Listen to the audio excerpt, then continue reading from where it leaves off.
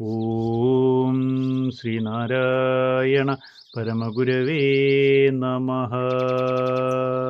അറിവ് മന്ത്രം 13. അറിവുമതിൻ വണ്ണം ചെന്നറിയുന്നവനിൽ പകർന്നു പിന്നീടും അറിയപ്പെടുമിതിലൊന്നീ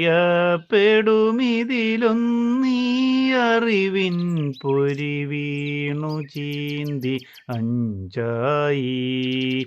ഓം ശ്രീനാരായണ പരമഗുരവേ നമഃ. ഓം ശുഭദിനം, സുപ്രഭാതം. ഏവർക്കും വിനീതമായ നമസ്കാരം.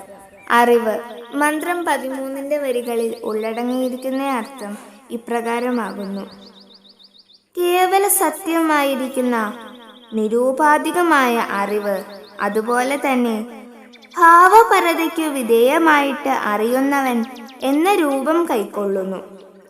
അങ്ങനെ ജ്ഞാതാവും ഉണ്ടായി.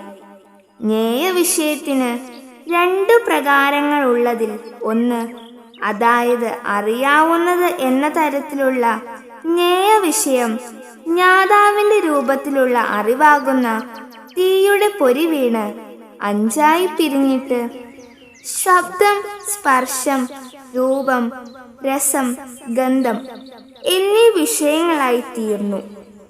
രൂപം ജ്ഞാതാവിന്റെ വശം പഞ്ചേന്ദ്രിയങ്ങളായും ഉരുത്തിരിഞ്ഞു.